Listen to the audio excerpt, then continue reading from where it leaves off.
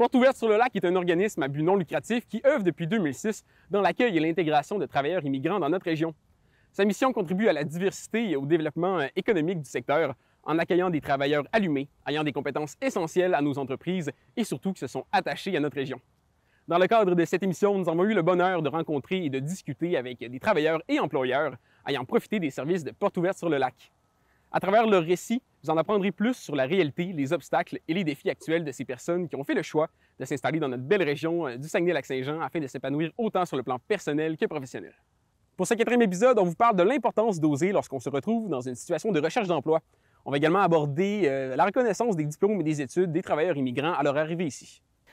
Oui, au début, je dirais quand même, c'était pas évident parce que là, arrivé à Roberval, donc j'avais quand même postulé pas mal de postes.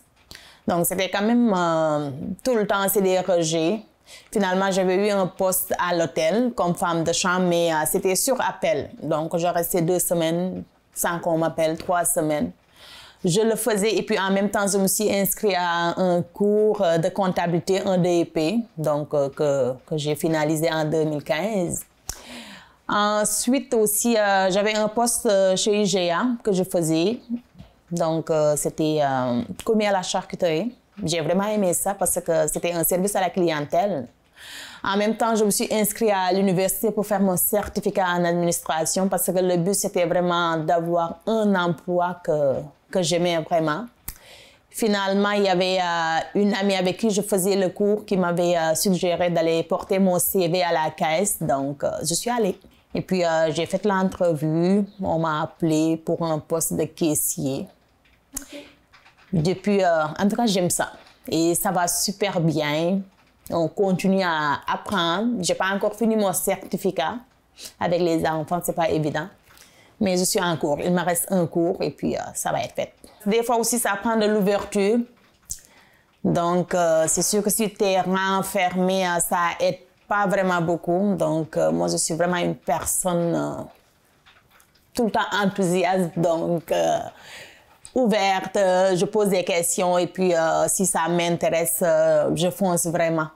Donc, c'est quand même un long parcours. Je pense que quand j'étais chez moi autour de 2015, je ne savais pas nécessairement toutes les étapes qui m'attendaient. Donc, tu sais, j'avais comme un doctorat en médecine, mais qui n'était pas valide ici. Dans le fond, je ne pouvais pas travailler ni en médecine, ni, tu sais, il n'y avait aucune reconnaissance. Donc, il fallait faire comme une démarche d'équivalence. À l'époque, il y avait donc 3 examens à passer pour faire les premiers. Ben, tu faisais les premiers, 6 mois plus tard, tu pouvais faire les 12e, puis tu sais, tu pouvais pas faire les 12e sans avoir réussi les premiers. Donc, c'était intense quand même, mais j'ai beaucoup étudié. Ça a pris beaucoup de temps, beaucoup d'énergie émotionnelle aussi. Beaucoup d'argent aussi parce qu'un examen, ça coûtait facilement 2500 $. Tu sais, si tu réussis pas, tu peux pas faire les suivants, mais tu dois aussi repayer les premiers. J'ai beaucoup étudié, je voulais vraiment, donc je me suis donné les chances que je pouvais. Il y avait des cours qui s'est donné ici, donc j'ai essayé de les prendre. J'ai beaucoup parlé avec les personnes qui l'avaient déjà fait puis qui avaient réussi pour voir c'est quoi les conseils qu'ils avaient pour voir comment c'était possible d'avoir comme les meilleures chances. Mettons, c'est comme pour les examens, on m'a dit c'est pas juste de les réussir, il faut avoir une bonne note parce que sinon après, quand il y a la période de sélection, ils te choisissent pas. Donc, tu sais, j'ai gardé ça en tête, tu sais, mais je me suis quand même beaucoup forcée. C'était quand même épuisant, tu sais. À la fin, je pense que j'aurais pas pu faire ça beaucoup plus longtemps, tu sais, comme là je récupère un peu, mais ça a été long, mais je pense le fait que j'y croyais, puis quand j'avais passé un examen, ça m'a donné l'espoir pour les 12e, donc je pense que ça a aidé, mais parfois je trouvais qu'il y avait du monde qui décourageait un peu, ça j'avais trouvé dur un peu, parce que c'est bien de dire ok, c'est peut-être un parcours difficile, il y aura des obstacles, mais si tu fais ça, il y a peut-être une chance, mais pas à dire tu seras pas capable, ça je trouvais un peu dur, mais bon. Sinon, j'ai eu quand même du support de ma famille. Ma mère m'a quand même aidée financièrement. Je pense que sans ça, je n'aurais pas été capable parce que j'avais pas 15 000 $ à investir dans des examens, puis dans des cours, puis dans des traductions. Donc, dans ce sens, j'étais un peu chanceuse que je pouvais compter sur ça. Sinon, ça aurait été encore plus difficile. Puis, c'est ça. J'avais pas d'enfant non plus. Ça, je pense que ça a peut-être été dans mon avantage que j'avais le temps à investir sur ça.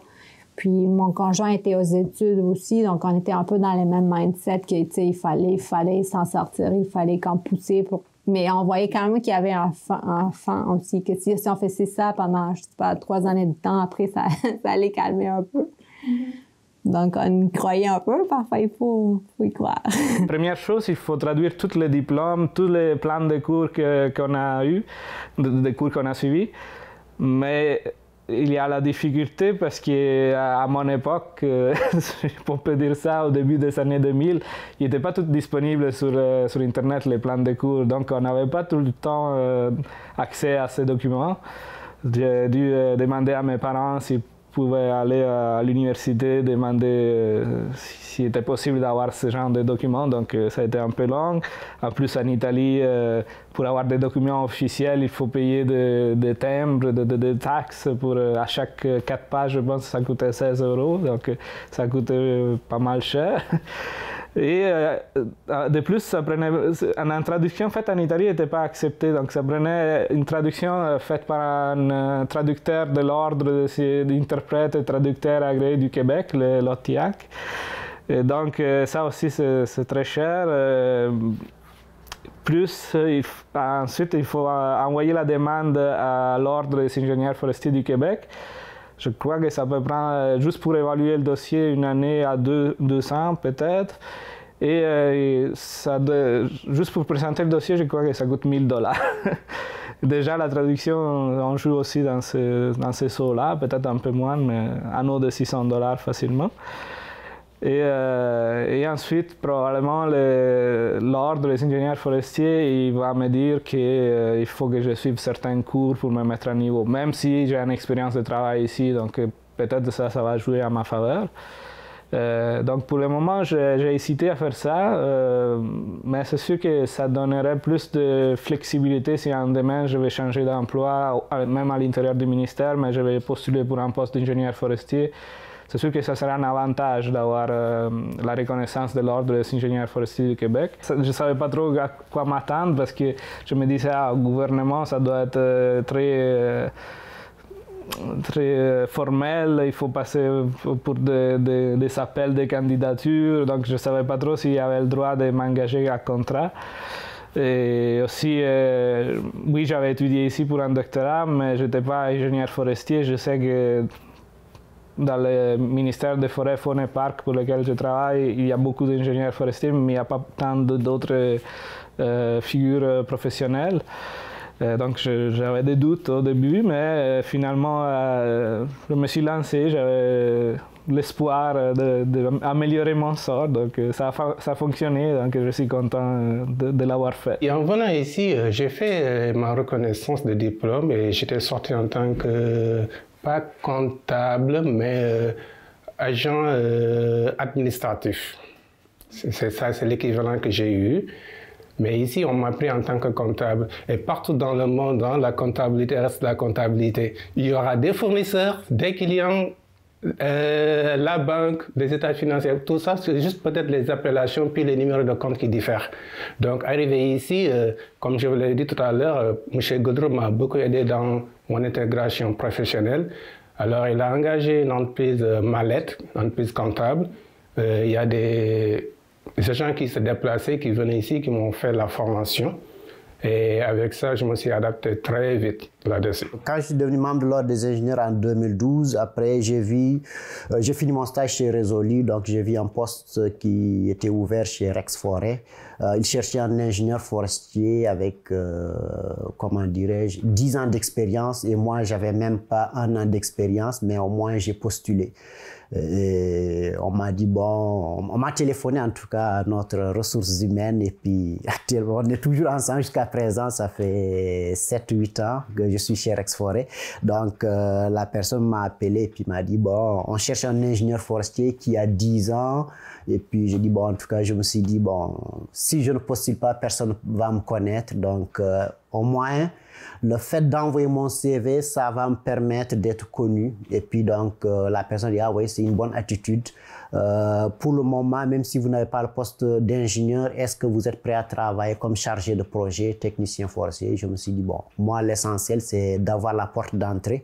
Parce que je sais qu'une fois qu'on entre dans l'entreprise et qu'on montre ses capacités, c'est beaucoup plus facile de monter les échelons une fois à l'intérieur d'une entreprise. Donc, l'essentiel, c'est de trouver la porte d'entrée.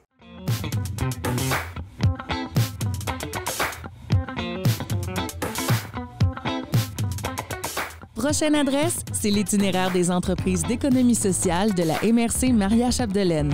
En collaboration avec la MRC Maria-Chapdelaine et SR02, découvrez différentes entreprises et apprenez-en plus sur l'économie sociale.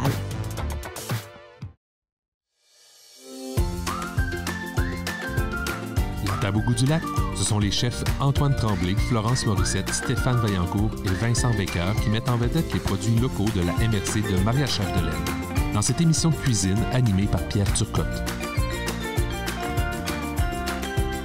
Bon appétit!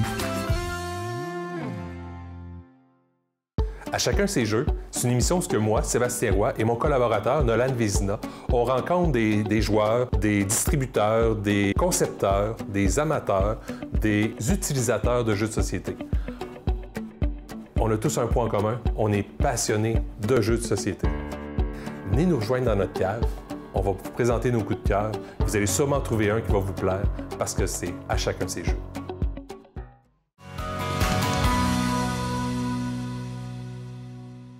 Je me suis installé à Montréal parce que je voulais faire mes études, je voulais continuer mes études en médecine, mais je ne pouvais pas compte tenu des règles.